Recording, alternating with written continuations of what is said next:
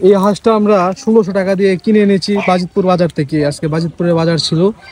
আজকে আমরা হাঁস পার্টি করব 4 জন মিলে।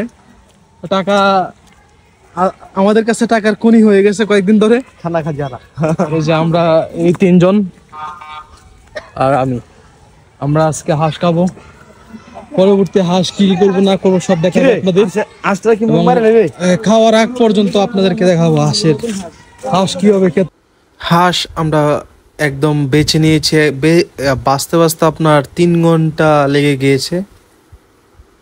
অনেক টাইম ধরে এটা বাঁচতে হয়েছে, অনেক পরিষ্কার করতে হয়েছে। এখন কাটার পালায় যে কাটতেছে হাঁস একজন। তো আপনার প্রত্যেকটা পিস পিস এখন আলাদা আলাদা করে কাটবো, ঠিক সাইজ বড় অনুযায়ী কাটবো। যেহেতু 4 জন কম মানুষ, একটা রাজহাঁস, সেহেতু আপনার এই যে এখানে পিস 21টা পিস হয়েছে দেখতে পাচ্ছেন আপনারা। পিসগুলো কিন্তু অনেক বড় বড় ছিল, দেখতে খুব সুন্দর লাগছে। আপনারা দেখতে পাচ্ছেন যে পুরো খাসির মাংসের মতো লাগছে। হ্যাঁ, রাজহাঁসের মাংসটা 21 পিস এখানে। যাই হোক, শুক্র আলহামদুলিল্লাহ 21 পিস হলো। 4 জনের জন্য, 5 জনের জন্য এনাফ এনাফ।